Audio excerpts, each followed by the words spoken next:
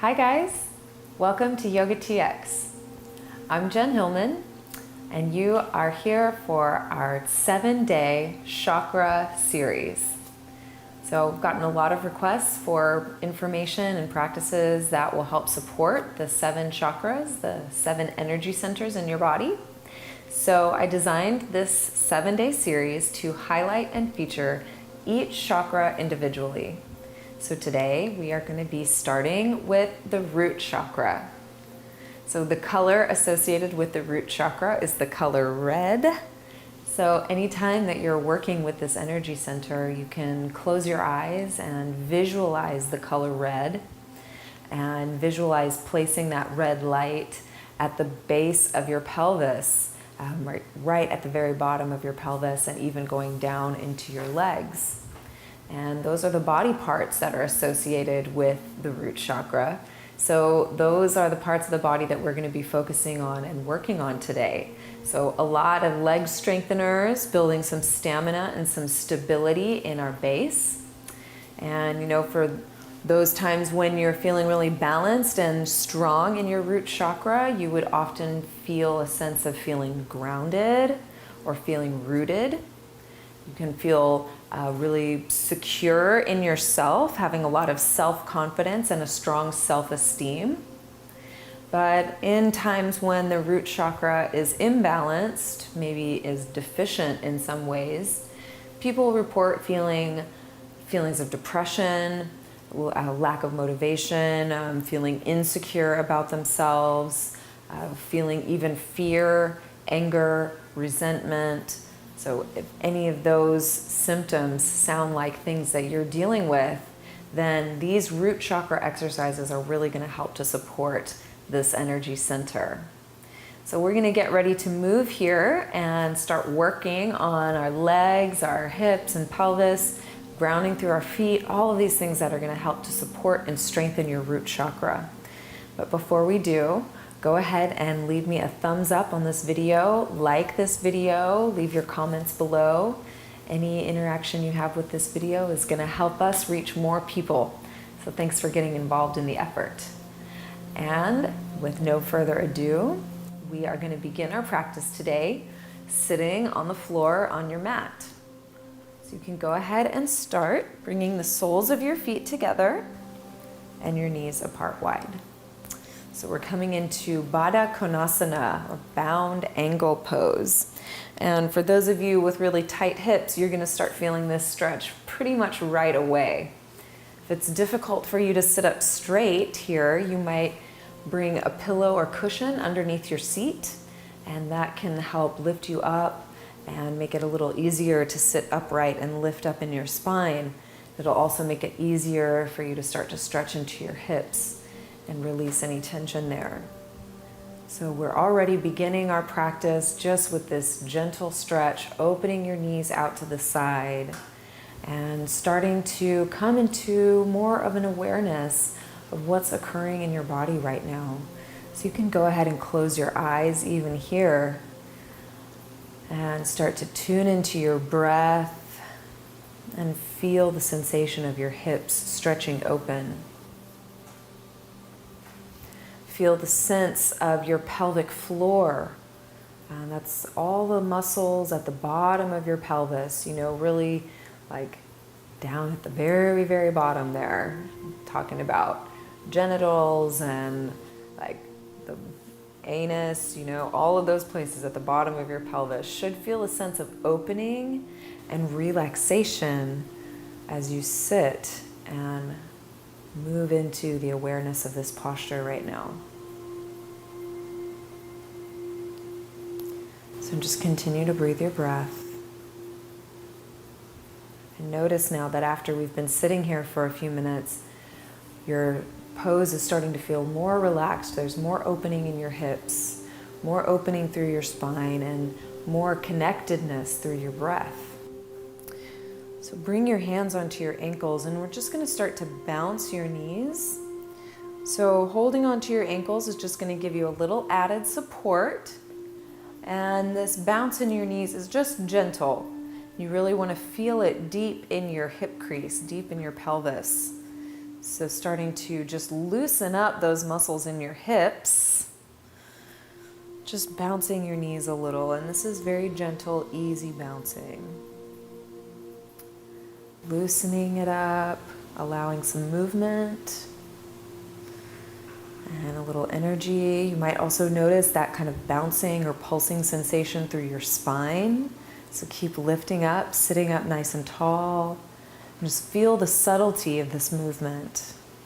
We'll just bounce here for another 3, 2, and 1. And you can slowly bring your knees back to stillness. Then go ahead and extend your legs straight out in front of you. So I'm going to turn so I'm lengthwise on my mat and start to extend your legs straight out in front. And if your legs are really tight, you can go ahead and let your knees be softly bent. You could also use your pillow or cushion to go underneath your knees. So just support yourself in any way that you need so that you feel that you can sit in this posture somewhat comfortably. Then again, lift up through your spine, lift up through your chest. Then we're slowly going to start to walk your hands forward, coming all the way to fold over your legs. Now, as we're just getting started in our practice here, your legs or hips might still feel kind of tight. It's no problem. Just relax into your breath, and that will help you to start to relax into your legs. If you can reach your ankles or your feet, you can go ahead and grab a hold there and use your arms to help you fold ever deeper into your pose. So here we're stretching out the backs of your legs, maybe even getting a little stretch at the back of your knees. And if you really relax the weight of your head, neck, and shoulders, then you'll also be able to start to access a little stretch in the back of your spine. So getting a nice stretch along the entire back side of your body here. And with each breath in and out, you should be able to relax just a little bit further into your pose. Seated forward fold. Just letting your body relax into this posture.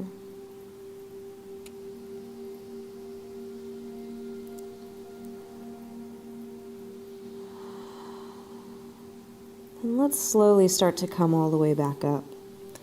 You can roll up through your spine, slowly bringing your shoulders upright, and then your head and neck follow. And from here, we're going to move into our tabletop position. So you can just swing your legs around behind you, bring your hands on the floor so you come up onto your knees. And I suggest that you go ahead and tuck your toes underneath you. This is just going to give you a little bit more power and awareness in the backs of your legs back there. So we want to keep the energy moving in your legs through your feet and up into your pelvis, right? We're really focusing on that root.